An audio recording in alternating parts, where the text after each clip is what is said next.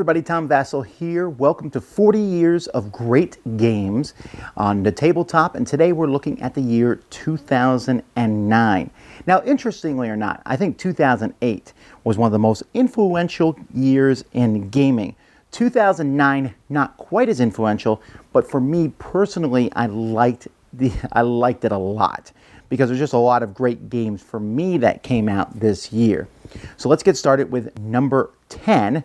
And number 10 for me was Dice Town.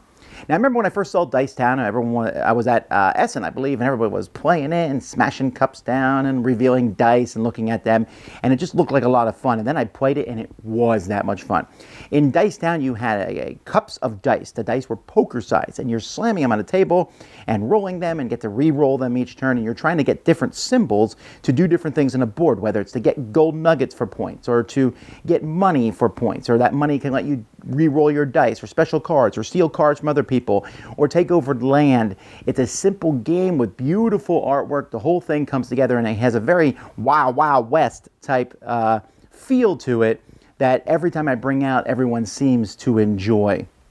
Number 9 is The Adventures, The Temple of Shock. Now, this game is Indiana Jones in a box. Yeah, it's a lot of fun, right?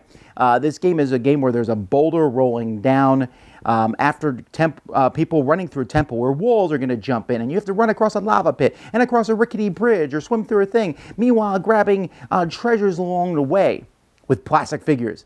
It's really cool. It had some problems, and replayability is not as great as I like it to be, and yet it's still my collection because it's another game that I bring out, and the theme is so strong, and every time we play it, we have so much fun that despite the minor flaws in the game, I love it quite a bit. That's The Adventurers. Number 8 is a pretty hefty Euro game.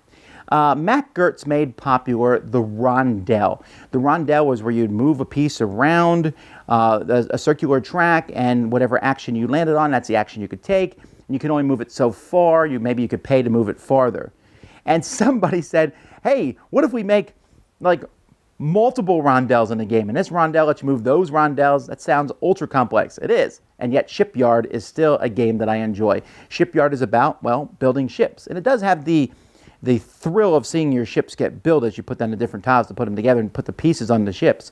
But behind that, building those ships and things, is a pretty deep game.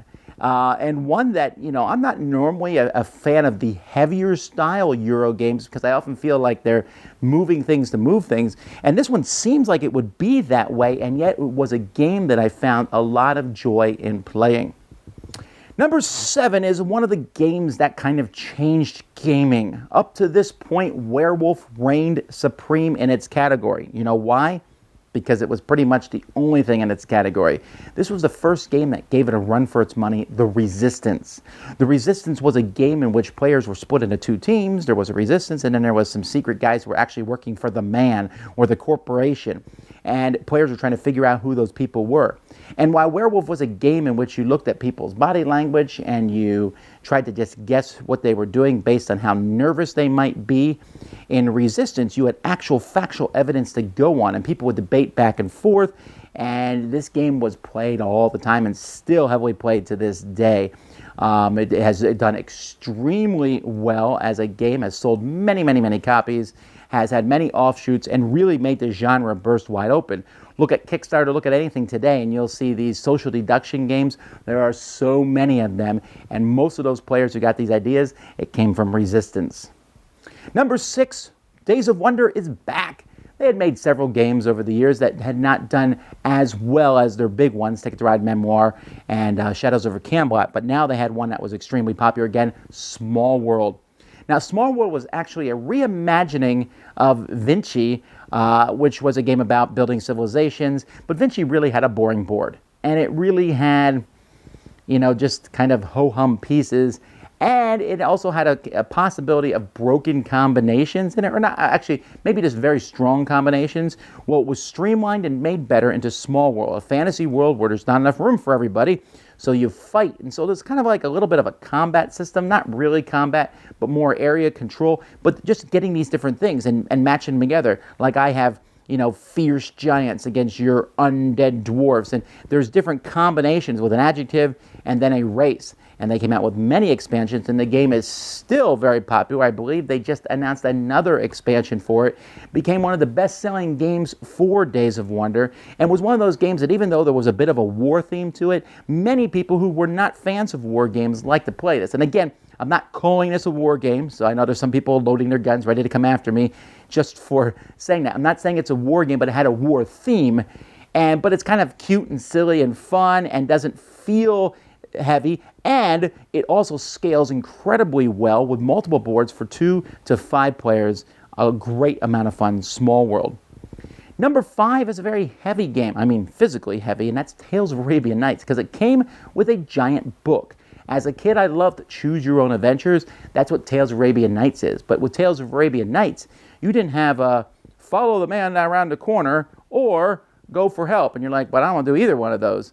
Well, in Tales of Arabian Nights, you had like 8 or 9 choices. You meet somebody on the street and you have a chance to rob them or to greet them or to entreat them or to romance them or to steal from them or to ignore them. You had like all these options, and you do them. Now, granted, the results of each option were kind of random, and the game has a huge amount of randomness in it, but the storybook is so well written, and it's so entertaining to see what happens to your people as you go around, and when you're done, you really do have another tale for the 1001 stories of Arabian Nights, and I like that. A lot of fun.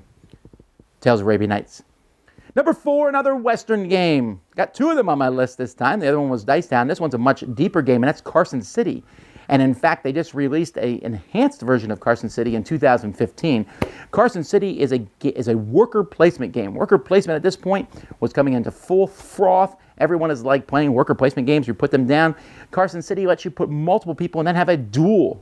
That was good. It was a good Western theme, but it also brought in building a town, controlling spots in that town, robbing banks, building your own little ranch over in the corner, ignoring everybody else, different ways to get points. The game offered a plethora of options and yet had a heavy dose of that Wild Wild West type theme in it, with actually a good chunk of realism thrown in and some really nice, cool components. This put together made it become one of my favorite worker placement games and just one of my favorite games in general. Easy to play and just a healthy dose of just straight up fun thrown into this worker placement. Number 3, in 2008, I mentioned giants putting Madigo on the map. Cyclades, or Cyclades, or however you pronounce it. I've had so many people tell me different ways.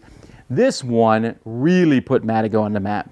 This was a game in which you were trying to send soldiers out and fight different spots, but that's kind of a more minor part of the game. The game has an auction system, and it's one of my favorites, the one where if I bid 10 on someone, you can bid the next level. The levels are actually printed on the board. There's different gods that you bid on their favor. Each one gives you a special ability and lets you do different things on your turn.